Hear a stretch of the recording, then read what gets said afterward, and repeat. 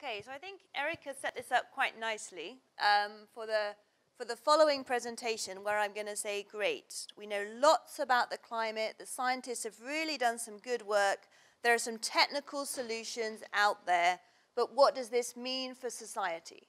So what does this mean for our existing institutions, for the way we think about the environment, the way we do politics, and the way that we plan? So lots of my work focuses on public policy processes, and particularly those around climate change. So what I'm going to talk about is I'm going to start by talking a bit more about general research on climate change planning and governance. Why is it important? What are the challenges? And what are the key really exciting areas that people are working on and developing thoughts and theories about? And then the second half of my presentation, I'm going to talk a bit more detail about some research I've been doing over the last 3 years, which has been following climate change planning processes in some of the least developed countries to understand how they are internalizing some of this science and thinking about both policy approaches to mitigating, so reducing greenhouse gas emissions, and of course, more crucially important in the global south, how they are adapting to climate change. So thinking about how their economy and their different facets of national planning and development will be affected by climate change. So it's quite confusing because I'm not sure what slides are coming up next. What is coming up next? Okay, great. How do I get back? Okay, perfect. So before I go on, I think I might just talk about some of the key concepts behind this work. So the ideas that I'm talking about, the politics, planning, governance, are things that we're all familiar with. They're words that come up in daily life, but perhaps they mean more specific things in the type of geographical research that we do. So when I'm thinking about politics, I'm not just thinking about formal politics between national parties. I'm thinking about the way that ideas flow between institutions, actors at different scales, and how those ideas then affect what goes on into policy. And when I talk about governance, I'm talking about how broad processes are steering action at different scales. So how norms, social norms might steer what people do, how institutions might steer action. And of course, the government is a very formal expression of governance. But if we take the term governance, we're thinking that beyond the government, there are many other actors and institutions who are really playing an important role in what's going to happen on climate change. So I want to start by talking about why climate change is really a very challenging issue for public policy. And Eric already made some really great links in his talk to how policymakers might be able to use or not use the kind of information that's coming out from different models, whether those global or regional. And so the challenges that we often talk about when we think about public policy and climate change are really around 4 areas. So the first is the very long time frames that we're talking about. So public policy deals on quite short time frames, often linked to electoral cycles, the interest of the general public, but climate change is really about medium to long-term impacts. So when we're thinking about the context of the developing world where I'm mostly working, what climate change means now is more about climate variability, things that farmers and national decision makers are already dealing with. How do you plan for your agriculture, knowing you might have a drought, but they've always had droughts, so it's nothing new. So climate change introduces the new element of how do you then plan for things that might be going to get worse, might be going to become more severe, but in a time frame that's quite intangible, but might need the public policy to be laid in advance. So it's quite a fundamental challenge of thinking longer term whilst responding to immediate issues. And the second issue is around the uncertain and complex science that climate change often brings up. So Eric outlined very interestingly lots of the work around models and also some of the uncertainties around them, and the fact that that is very unsatisfying for a policymaker who now needs to lay the ground for whether or not they're going to invest in a particular agricultural system or whether a hydroelectric dam is going to be the best way to go.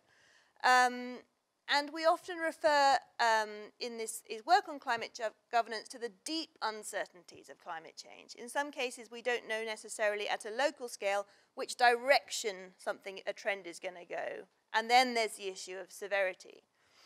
And those are issues that are very, very difficult to properly communicate and then to make decisions on. So the third issue is around the multi-sectoral nature of climate change. So at a national planning level, governments find it much easier to deal within their sectoral ministries. Agriculture can address a particular issue. Water and irrigation might take something else. Energy might look at the kind of mitigation constraints. But climate change can often cross those boundaries, and that is a real fundamental challenge for how to make more innovative policy that can draw from kind of cross-sectoral synergies and not allow one sector to negatively affect on another in the longer term. And another part of this multiple actors is the fact that it's not just governments and formal actors who are involved in governing climate change, but also many other non-state actors. Even if all of the governments sign up to a particular greenhouse gas emission reduction goal, we've got the issue of corporations, we've got the issue of what other actors are doing, what are cities doing. So there's a very complex array of actors who come together, and it's difficult to see where responsibility and authority lies to make those things happen. And the last major challenge is about the multi-scalar nature of climate change.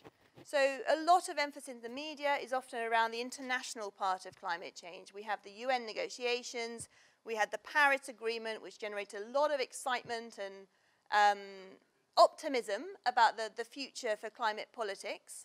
And then we have aspirations for global limits. We have a global commitment to reduce temperature increase to 2 degrees, and we have all those global processes. But in fact, climate change plays out nationally and locally.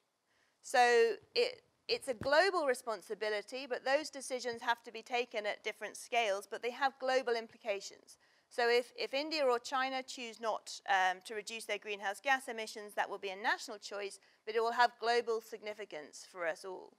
Equally, if the Maldives are trying very hard to adapt and to build their seawalls or whatever they need to do to make life still sustainable in the face of sea level rise, that's a very local decision, but it's been forced on them by actions of others in a global context. So that multi-scalar aspect of climate change makes it very difficult as a public policy response to see where responsibility lies and at what scale action should be taken. So, I think there's a traditional model in many people's minds about how the governance of climate change works. And people may be thinking, okay, we've got the scientists, of whom Eric is one, we've got the International Panel on Climate Change who synthesize that work and bring it out. That then informs the UN Framework Convention on Climate Change, it informs national governments who make plans to address it, and there we have a linear process leading to a solution. And lots of the work on climate change governance problematizes a lot of those steps to say that, unfortunately, this is not a linear process with those kind of inputs and outputs. And there's lots of underlying dynamics go on which will affect the results. So there's power going on between all those issues. There's an underlying politics. Ideas are circulating, which affects things that are decided. And there are also some interesting, more theoretical ideas around justice, for example. What is legitimate to do under the name of climate change? Who is legitimate to act?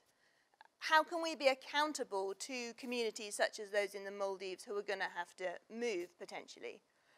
And I think an interesting example of this is when we think about the 2-degree goal that has been agreed under the UN, which might be portrayed in the media as a kind of scientific agreement that 2 degrees is really, where we will be safe to settle. In fact, there's a completely politically agreed number, that what was socially and politically acceptable, and I don't think we really know if that is going to be a safe, sustainable state, or whether it was just that was what could be agreed, that's where the ideas, the incentives, and the politics coalesced around. So I just wanted to say with this slide that I think a lot of the work in this area is very exciting because it's problematizing what we take for granted and opening up questions that seem to be scientifically driven and looking at the politics behind them to say that, in fact, there's a lot more going on. And so I just wanted to touch on a few areas that I think are very exciting, that are kind of emerging and really bring new ways to think about this. So one of these is the intersection between the very formal UN Framework Convention on Climate Change and in more informal forms of governance. So perhaps previously, the UNFCCC was very much seen as the ultimate authority and entity that was controlling these issues. And I think we've seen a shift to them recognizing that they are part of a broader and complex picture, and that they also need to work with alliances of cities, with NGO networks in particular sectors, to understand how carbon is in fact being governed through voluntary schemes, through corporations, because that's what has global significance, all of those things together, not just one institutional framework. Another area of work which I think is very exciting is looking at how the role of cities is moving forward in tackling climate change. So this really came up from a time when particular national governments were very static and intransigent on their position, and federal states and cities started to make their own action plans, started to govern carbon in their own spaces, and started to make a contribution to reducing global greenhouse gas emissions outside that more formal framework. And research on that really looks at how the role of those cities also then acts to spur national and global action. So it's not just what's happening locally, but how that local action can then shape other scales. A third area which I've touched on briefly is also around this idea of justice and equity. So equity has always been very fundamental to the climate debate because of this feeling that climate change as a problem was created by Annex I, or the developed nations who emitted the carbon that led initially to this problem. And so ideas of justice and equity have been institutionalized within the UNFCCC and other processes. But if we start to look in more detail at how those work out in climate finance, in national policy decisions and processes, we can start to question how much justice and equity as a principle is actually working beyond the rhetoric of the negotiations. And then lastly, I just wanted to touch on this idea of South-South cooperation. So I think it's an area of work that is emerging quite a lot in research on international development and is going to become increasingly important in climate change, is whilst we might traditionally think about climate finance as being the dispersal of funds from, say, the US or Canada into a fund like the Green Climate Fund to then be dispersed to the developing or the least developed countries, in fact, there are forms of cooperation now that are emerging outside these frameworks, where China, for example, will be working in Africa, supporting on a range of different forestry projects and working in a completely different way from a traditional aid model, but in ways that will have implications for how climate change might be governed and how climate change support or finance might come from different areas. And the last area on this, I think I'm going to leave because I think Johanna is going to pick up on that, I hope, in more detail in her talk. So having given you a whistle-stop tour of what I see as some of the really interesting and emerging issues on climate change governance, I now wanted to give you a bit more of an in-depth insight into some of the work that I've been doing in the least developing countries. And somebody said to me over breakfast, which is a very legitimate question, why are you really interested in the least developed countries? Because even if they keep their greenhouse gas emissions very low, it's not going to get us to 2 degrees. And that's a very valid point. And what we're really interested in here is how they are looking at adaptation. So moving their planning to look at medium to long-term climate risks, but also how they're framing this within a discourse of what they call low-carbon resilient development. So there's been an emerging framing that mitigation and adaptation can in some ways come together, and policy can look to synergize some of those areas, so to save money, to be more efficient, and also to leverage greater outcomes, you can use a broader framing that takes elements of both agendas. And whilst it's true that the LDCs are not at all significant emitters and should not have responsibility to make mega reductions, they do often have quite high growth rates. They're making significant investments in energy, and so will at least be contributing in the future. So this work draws on a very broad review that we did of climate change and plans in all the least developed countries, and then focused on 3 in a little more detail to understand the processes of planning. So those were Ethiopia, Bangladesh, and Rwanda. And so the questions were looking at really the processes of how climate change was being thought about and institutionalized within national development planning processes. It relied on qualitative research, it was interviews, workshops with stakeholders, analysis of policy and institutions, and online surveys and social network analysis of how actors were working together in different ways.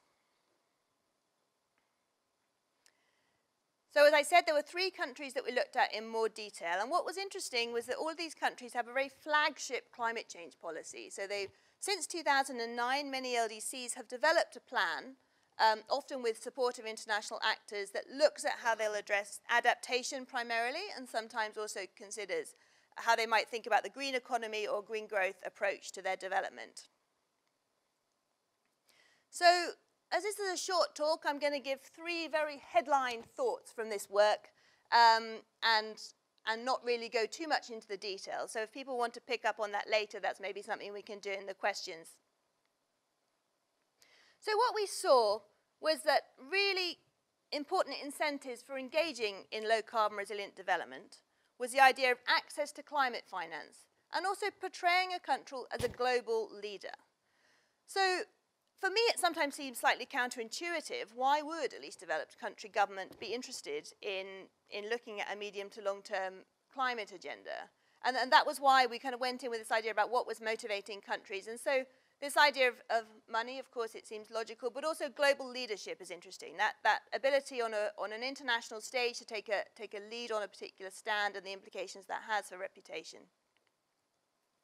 However, what we then saw was that within governments themselves, there was a need to build broader ownership around the agenda. So often a climate change agenda comes in with the Ministry of Environment, with a certain set of actors, and it can often be held by just a few people. And we saw that as it went over time, it was important that broader networks were established to allow other actors to get involved. And what you're seeing on the slide is that you're not supposed to be able to read who it is, but it's a social network of looking at how actors were engaging around climate change, how they were sharing information.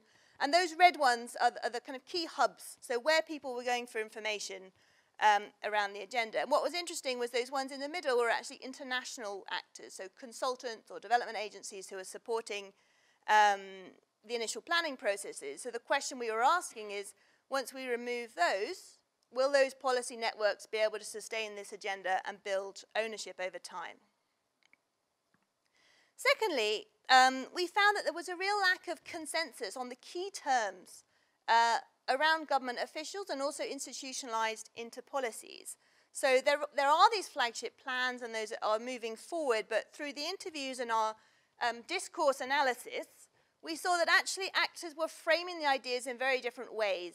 And what I'm showing you on the slide is the kind of spectrum of views around how the low carbon resilient development agenda might emerge. And then on the right-hand side, we're kind of seeing where stakeholders were putting themselves across a spectrum. So we can just see that there was quite a variety of views and not yet a kind of coalesced way ahead.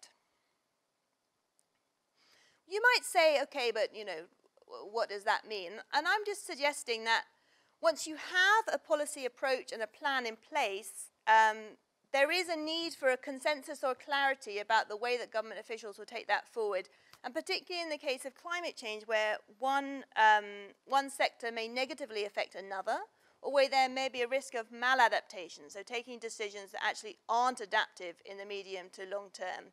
And I've dramatized this with a picture of a dead goat. But It's more a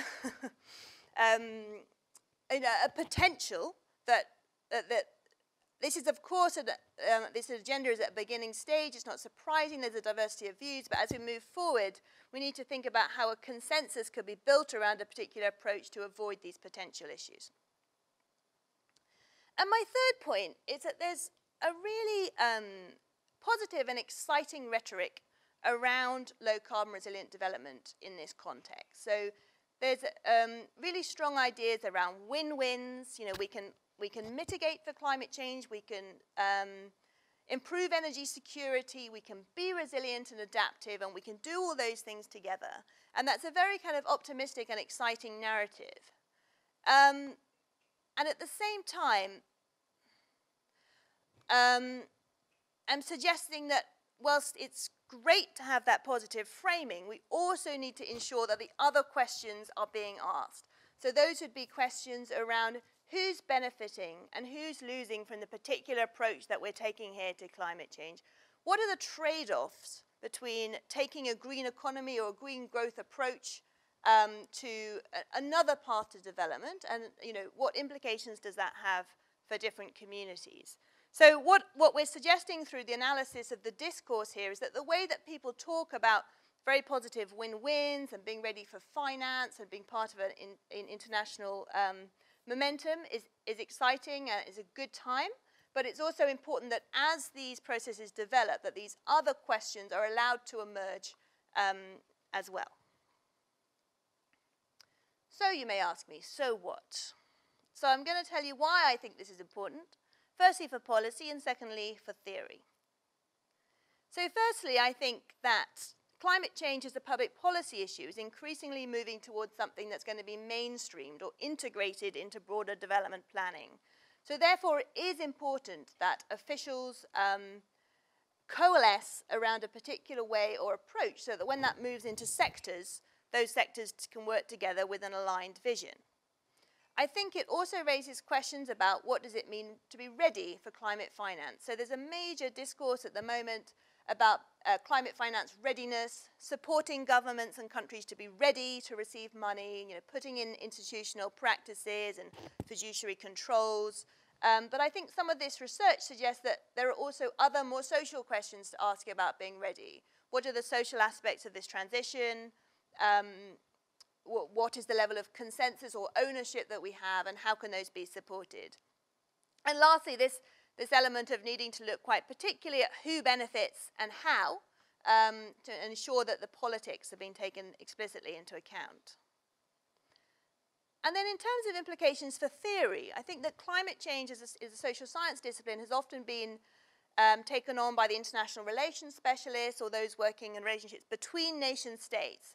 And it seemed to be a kind of zero-sum game between national governments. And what I think we're saying with this research is that actually what's going on within the states is then the next important step that we have to look at. So we can't assume that because the Paris Agreement, everybody has signed up, that those commitments that have been made in the intended nationally determined contributions are going to play out without contest. And that would be an important part of conceptualizing and theorizing climate governance. Secondly, that the social dimensions of a transformative pathway, a social technical pathway, need to be really taken into account in theories of transformation. And lastly, there's an interesting kind of body of theoretical work about something called anti-politics, which is about how some domains of policy can be shut down as very technical issues. They can be conceptualized as something where science can provide the answer, there's a technical range of solutions, and politics is not really playing a part.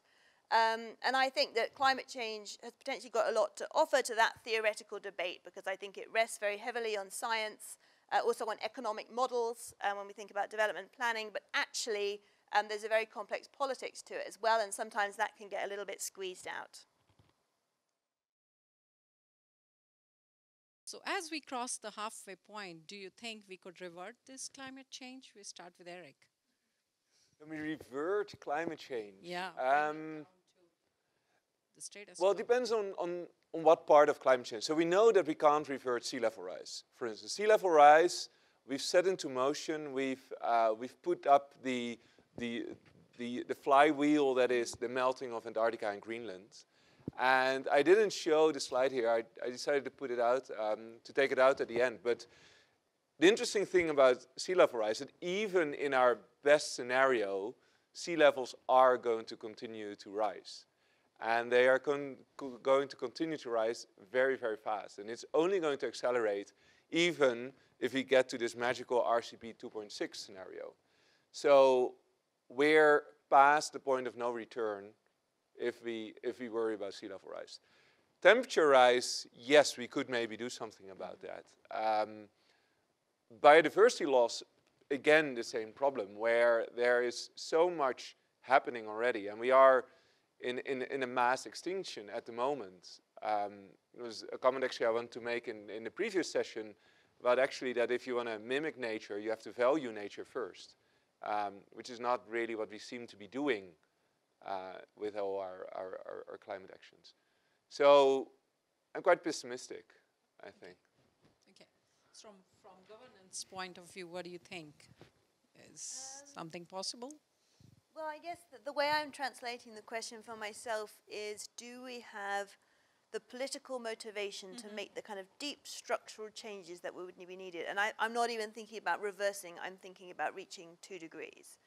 And I personally feel that from what we see, unless there's an amazing technological fix, which kind of fits with current societal structures and priorities, I find it very difficult to see how that would happen, because I don't think we've seen many, if any, examples of when a government has taken an approach, such as leaving fossil fuels in the ground, that has negative economic consequences. We can go with the win-wins, we can invest in the renewables, but have we seen anyone take a decision that has a short-term cost for a long-term gain? I don't think that we have, and so I would not see why that's going to happen unless something very dramatic changes. Either we really start to feel the impacts, public opinion starts to ramp up, and that does somehow make political change, or we see a big technological fix that doesn't challenge the way society works, or I have to say I'm also a little pessimistic about the trajectory. What do you have to say, Joanna? Yeah, you need optimism. I'm perhaps not the person to go to for that. It's a mitigation and science question you ask, and the science answer is there is already a certain concentration of greenhouse gas equivalents in the atmosphere, and we know that it's not going to dissipate in this century or in the next 3 centuries. So we're committed to that. Even if we went to 0 emissions now, we're committed to some degree of climate change. So the simple answer to your question is no. But even if we could, we can't step in the same river twice. We've set in motion a number of international agreements and processes and commitments that are independent of attribution of climate change. So we've made commitments to the least developed countries that we're obliged to honor even if we went to zero emissions now, and we know that we are not in a position to go to 0 emissions. Okay, thank you. So, yes, so we can start somewhere. I don't know where is the catch box. Okay, yes, please. Great. So I have a question for you, Eric. You had said something that I found very shocking, and that was from the sense of surprise, not a confrontational shock. And that was that no one cares about the temperature rise in the ocean, which, as a lover of seafood, among other things, I find a bit surprising, and so I'm wondering how much of this is scientific hope and how much is So we should care about the temperature in the ocean, absolutely. And we should care about it because of seafood, as you say, but maybe even more importantly, we should care about it because up to 40% of all the sea level rise we see is just because the ocean is warming, and as it is warming, it is expanding, and it can only expand in one direction, which is up. So much of the sea level rise we see, even though it's not Greenland or melting or Antarctica melting, it is still the warming of the ocean.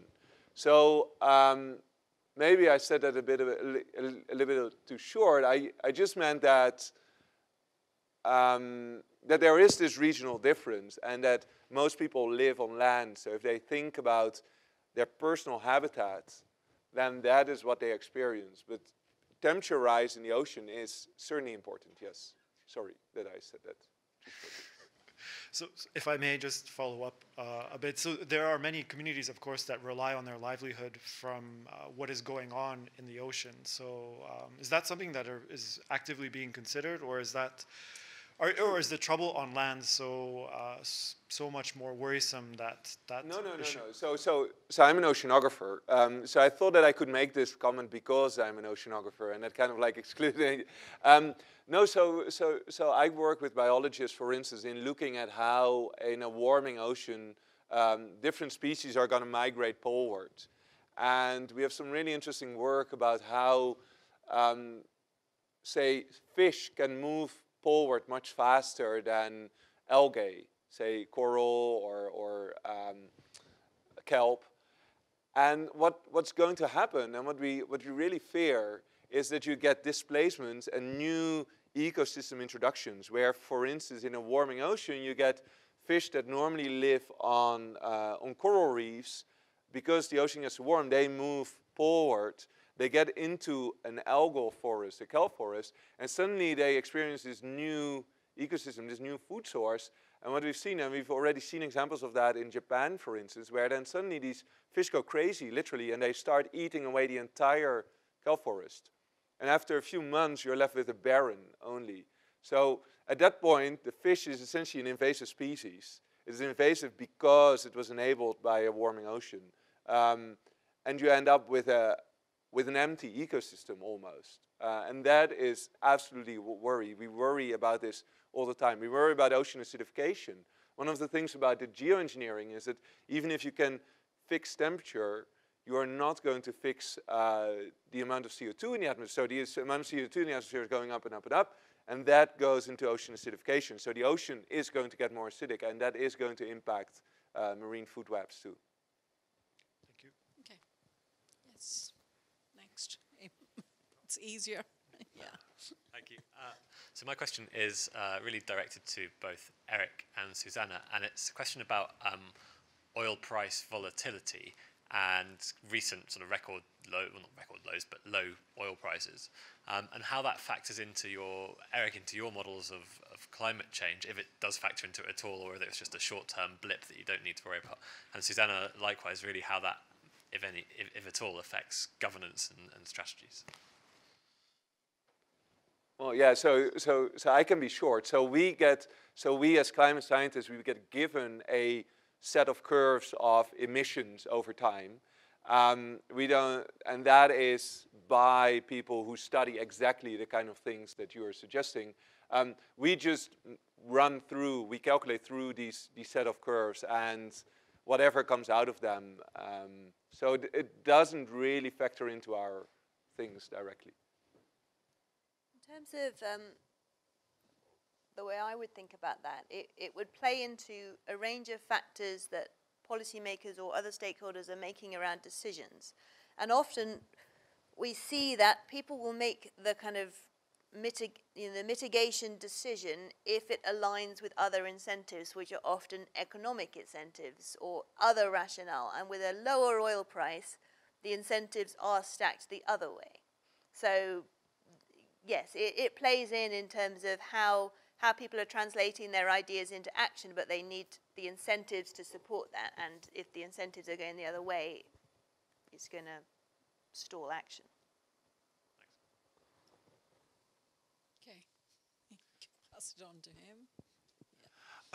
My question is mainly for Eric, but it could have also implication for governance and adaptation, if ever that suits. I actually work in the Arctic region of Quebec, and that's certainly a place where we hear and we witness what we believe is the results of climate change. One of my questions is that we sometimes hear that the Arctic is a bit like could be seen as a thermostat for the Earth. And you certainly have Inuit advocate like Sheila Watt-Cloutier saying if you want to have the state of the health of our planet, come to the Arctic and feel its pulse. So I was kind of wondering to what extent is that true, and if so, how? And I was also intrigued by that little spot, which seems to be near Greenland, which might not rise as much. So anyway, any thoughts about that and maybe about implications? Yeah, so first of all about the Arctic. So the Arctic, as most of my slides showed, is going to warm twice as fast as the rest of the world. And that is, the reason for that have to do both with local, what we call albedo feedback, the ice albedo feedback, where if sea ice melts and therefore the white shiny surface that reflects a lot of sunlight is going to be replaced by dark ocean that absorbs a lot of sunlight, then suddenly you've got a feedback, a positive feedback between more warming leading to less ice, leading to more exposed ocean, leading to more warming, leading to less ice.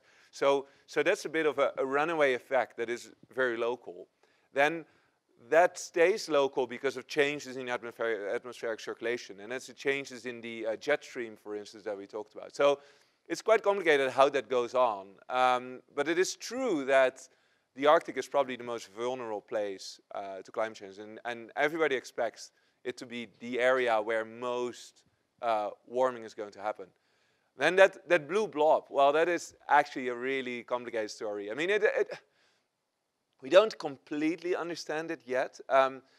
Some people say, yeah, this being taped, so I have to be a little bit careful. But if you've seen The Day After Tomorrow and the shutdown of the Gulf Stream, this is not that. So we're not going to see the day after tomorrow. We're not going to see the stopping of the Gulf Stream. But a cold blob right in that location is in agreement with some of the things we think about changes to the Gulf Stream system. So it is a little bit, you have to think about it in that way and change the ocean circulation, changes in how the heat is transported, and it leads to a very localized cold blob. Yes, you can pass on to her. I have a question for you. Can you comment on why the precipitation models are so poor and don't agree very well? Again, a good question. Great question. So what we think we understand about precipitation is this concept of the wet get wetter and the dry get drier. It's now fairly well established that in a warming world, because warm air can hold more moisture, you have more potential for water to be evaporated, to get up into the atmosphere, to then condense and to rain out. So there's going to be an increase in the amount of rain in some areas. There's going to be a decrease in the amount of rain in other areas. And then globally, I didn't show it here, but globally, we have a pretty good handle on that the Earth is going to get more precipitation on average. It's going to get wetter everywhere. But the thing is that precipitation is very hard to model because it is very localized, especially in the tropics. It's all about convection. It's about storms that are maybe a few kilometers in diameter, that are really small scale, that just literally don't fit on our models. Our model resolution is too big to accurately simulate this convection. So we can't do that, and therefore on the global scale, or even on the regional scale, we miss where those clouds actually dump their water. So we know there's going to be more clouds, we know there's going to be more humidity, but where it gets dumped exactly is extremely difficult to model. Okay. Yes, please. Actually, Eric, it's another question for you. It's about modeling and computer modeling. I want to sound a flippant comment, but would it be better if we focused our attentions on developing better computer power for modeling rather than for board games, in light of AlphaGo? Recently, there's a lot of attention on, computing power in that sense, but, would it benefit to have a similar effort for climate change modeling? Yeah, so if we really want to fully model the climate system up to the scales where it actually matters, if we want to what we call close the equations, so we can write down exactly the equations that govern fluid dynamics. If you give me a whiteboard here, I could write down a few boards full, but we have it. The problem is that there is a scaling there. There's a feedback between the really small scales and the really big scales. Now, the small scales in the ocean and in the atmosphere are what we call the Kolmogorov scale, and it's 10 to the minus 5 meters. So it's a few tens of millimeters in diameter. The biggest scale, obviously, is the size of our planet. It's a few thousand kilometers. So we have we have to actually, if we want to do it properly, if we actually want to solve the equations, we have to solve over 10 to the 25 or so orders, so over 25 orders of magnitude. Our current models are doing maybe only 5 or 6. So we're not nearly where we need to be to close our models. And it means that it's not so much about getting closer to the Kolmogorov scale as it is to get better at somehow what we call parameterization of the unresolved physics.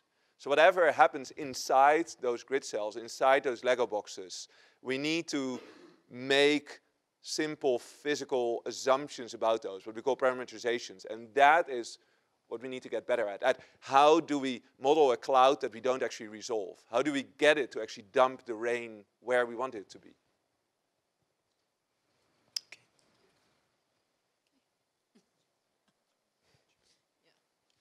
Just a question for Susannah. I think it's maybe 2 questions, or perhaps it's 1 question. It's about the difference between, I suppose, that Eric was raising in part about probability versus certainty. And for politicians, of course, they can always get away or find the perfect excuse for not making certain decisions or following up on certain policies because they say, well, the modeling is such that we have, it's probable, 70 or whatever %, but given that there's a 30% escape hatch here, why should we act on this? So how does one avoid that kind of political legitimation of inaction? And on the other hand, what you were raising the last point in your presentation about a kind of anti-politics, and you were saying, and quite rightly, I think, saying, an anti-politics is itself a politics, and the solution is one that would be, an anti-politics would be kind of technocratic. In other words, that you have technocrat scientists who are making decisions on behalf of politicians, and that politicians are bound to follow, but that's also deeply undemocratic. And whenever we've seen this historically, it's led to all kinds of problems and pathology, socially and politically. So those 2 things, I guess I'm interested in those 2 dynamics of politics in that way. So. I got caught up in your second one. The first one was, sorry, just give me the snapshot of the first one. Well, the difference between, when we're talking about probability versus certainty and in terms of political decision making. Yeah. Well, I mean, I think there's quite a lot of work now about how you need to plan in a different way to take account of that. So there's been some interesting studies done on the Thames barrier in the UK about how do you make a decision. We have a barrier that stops London flooding. And they needed to make a decision about increasing the height, but they didn't know how high they should increase it. And instead of putting off the decision, what they did was built a kind of iterative process. So they built it up a bit, and then they kind of built a 5-year iteration process to reconsider the evidence and see if they needed to increase it. So I think that the only way to get around this issue of uncertainty stopping action is to take this more kind of policy-first approach to the questions, to say, what do we know now? What does that tell us enough about where we're going? And then how can we do the process in a way that we can take account of emerging information? So, of course, it's challenging, but we have to get beyond this feeling of we don't know everything, so we can't do anything. And your second point, on the anti-politics. So just to be clear, I'm not advocating for an anti-politics. I think we're seeing a huge technicalization of the issue of climate change and it being handed over at some point to the climate scientists, but also hugely to economists and to very dominant models around how economies will look in different ways. And so I think, yes, we need to recognize that it's a political issue, and that seems kind of logical in some contexts, like here, where you might be talking about oil and tar sands, and those political issues are very present. But in other countries where it plays out in a different form of politics, more closely linked with international development aid, it seems to me has gone into a more technocratic discourse, and it needs to be something that the country takes hold of as a political issue, and it finds a consensus around what they're looking for in terms of transformative pathway, and it doesn't just get another part of development, more kind of seemingly apolitical money that is actually hugely political. So thanks to all of you for those talks. I was going to ask something. It picks up on something Eric said, but it's actually addressed to our other speakers. And it's basically, Eric mentioned geoengineering and it being an elephant in the room. And so it's a slightly open-ended question. Given that there may be, I mean, no one's saying there is, but let's say there may be a technical solution where we can put in X amount of money and get X amount of uncertainty back about what impact it might have, but it would address a certain aspect of climate change. How good is it to have this on the table? What effect does this have on the climate change politics or the way that the policy works? I think it's a red herring to call it a technical question because it's a geopolitical question. We do not have an international structure for this. What the few international organizations we have to negotiate on these are not working. The United Nations hasn't been able to deal with the much more straightforward mitigation issue. So while technically it's possible, I don't think it has enough traction, except among some outliers, to become an excuse for mitigation. I don't see it seriously being proposed. However, as Eric pointed out, there can be nation states, there can be individuals who go rogue. And that is a serious concern. I don't think it is on the agenda as unlike carbon capture and storage, which is much less controversial in terms of the secondary effects of it, but also much more expensive and not feasible at this point. But to present it as a technical question, I think does it a disservice because it's a geopolitical question. I agree with that. Okay. Oh yeah, no, I totally agree. I think Okay. very well said. Thanks. Any other question from the audience? Yes. So, have people started speculating about what might happen if countries go rogue, so to speak? And because in history, we've seen that when problems have arisen, in the absence of some overarching sort of global organization, someone has tried to become that. So has anyone thought forward about, what might be coming, and inside governments, presumably they're starting to think about this. Is there any evidence of that? There are certainly scholars working on this. I'm not one of them. I think the only, what gives me some comfort is that solar radiation management is a relatively short-lived solution. So if a country goes rogue, within 2 years, we're back to where we were. So solar radiation management would only be a long-term technical solution if we continued shooting up these rockets into the stratosphere. So even if a country, I'll get the scientific challenge right there. Wait a minute, yeah. No, yeah, finish your point, or because I want to say something on that. So even if we did have a country go rogue, I am optimistic enough to think that there are checks and balances in place and enough political pressure, but I have no evidence for saying that. Okay, so I want to follow up that yes, indeed, the sulfur dioxide will rain out, and it will rain out after, say, 2 years or so. But the worrying thing is that if you continue to put CO2 in the atmosphere, then what we get after that 2 years is an imbalance between the temperature that we have and the temperature that the CO2 would allow.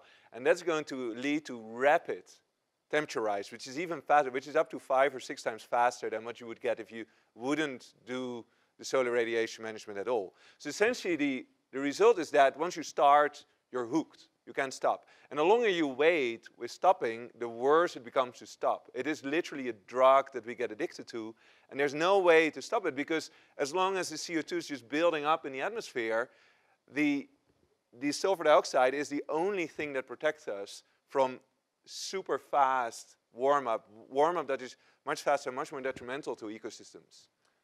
Correct, I agree with that. In that we would then be looking at a temporal scale of climate change that is not possible for natural systems to adapt to. But my point is that given that this is not something that is done in secret or that can be done in secret, we have analogs of this. The Mount Pinatubo eruption in 1992 is an analog for solar radiation management. And if it was 1 or 2 of these small-scale events, I don't think we'd be hooped right away. But as soon as we go down that path as a global solution, I fully agree, we're hooped. Any other question? Before you ask, I have something to in continuity, so I better ask him now. But Eric, when you're talking about solar energy management, so you talked about nature mimic, but it seems to be more of a nature block because you block the solar energy, right? So how does it translate to mimicking nature? You're literally blocking. Yeah. So we mimic volcanoes. Okay. So volcanoes do this all the time. And as Joanna also said, Punitubo lowered global mean temperatures by 0.7 degrees or so. And that's significant, right? That essentially within a few years undid all of climate change we've done since the Industrial Revolution. So in that sense, we mimic something that is occurring naturally. Yeah. Okay, thank you. Yes? Yep. So this is a very naive question. Why is it sulfur oxide that is being discussed and not maybe more innocuous things like water vapor? I mean, if you were to artificially inject water vapor, produce clouds, to create rain. I mean, so why is it such an extreme material that's being discussed? That's a very good question.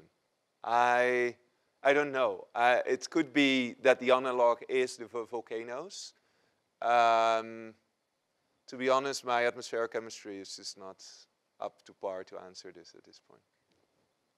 Sorry. Quickly on this. So to learn about this then, are people using the natural experiments of volcanoes essentially? Or can you also kind of work on it experimentally? Well, yeah, so it's actually quite interesting that there's a group in the UK who wanted to do this and to do this on a small scale. And in the end, there was so much of a backlash and there was so much of a ethics issue that they had to stop and they shut down their own research. They wanted to do that over the UK? Well, yeah, they just wanted to, so they wanted to test the delivery system. They wanted to just see what kind of delivery system. And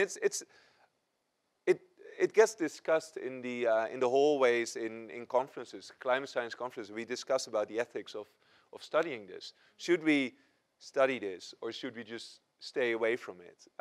One of the questions about getting our regional modeling better and getting better at it and getting more confident about exactly regional patterns is that it can play into politicians who actually then see, oh, well, now I'm certain that the climate is going to be good for my country if I put sulfur dioxide in the atmosphere. And there's a lot of my colleagues who just don't even want to mention it, and they don't want to touch this and don't really like to speak about it even.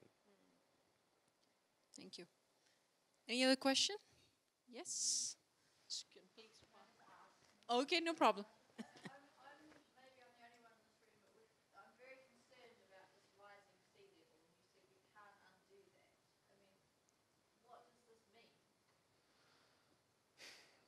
So what does this, well, depends on who you are. So if you are in the UK or if you're here in Canada or if you're Dutch like me, then it probably doesn't mean that much.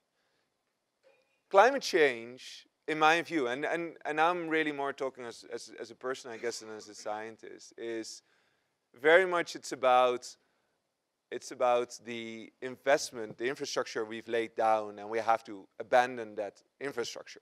We have to move our countries, we have to move our cities inland.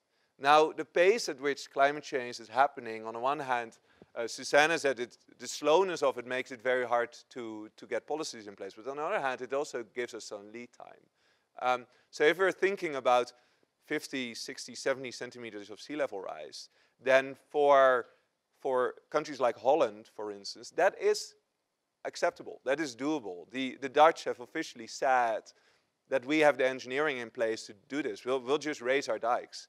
I was born 2 meters below sea level, and that's perfectly normal, right? I mean, you can cope with that. The Thames barrier is another thing. We'll just raise the thing. We have the money for that. The real problem is that if you don't have the money to adapt, if you don't just raise your dikes, if you live in Bangladesh and you can't do that, and that is where this whole issue of fairness comes back, and where it's as Susannah said, climate change is very much the making of the developed world. But it's also only the developed world that can properly adapt to this. And that's super unfair. Any other questions? Okay. Yes, please. I have a loud voice, but this is close by.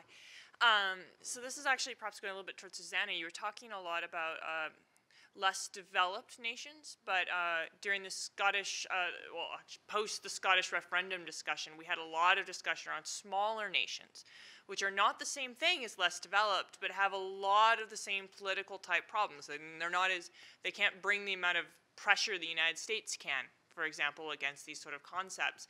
And so there's a lot of concern, what would happen if Scotland became one of these smaller nations, and how would they join in with the larger community in terms of things like NATO and things around climate change. And so I'm curious why you decided to study this less developed as opposed to just smaller different governments, and what impact do you think that has?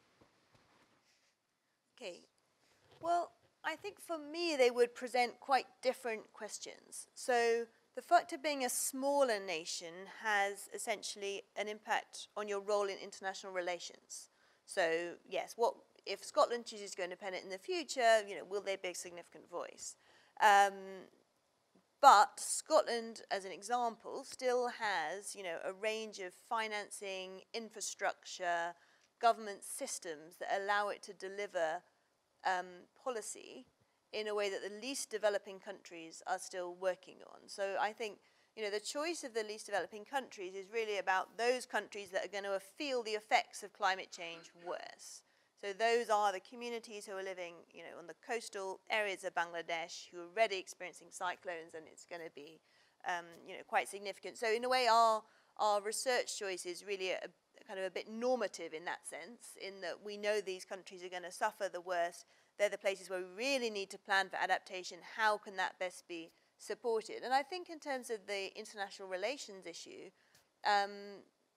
sometimes countries can apply a kind of moral pressure or a moral standing which gives them a much higher voice or kind of amplifies their stance more than it would be. So the least developed countries are a bloc within the UNFCCC, for example, that I think has been gaining traction for a kind of high moral stance on, on mitigating and trying to lead the way through these low carbon resilient development strategies. And potentially that's something like smaller nations which are more progressive could also see a way forward as amplifying their voice around particular issues by kind of taking a moral stance.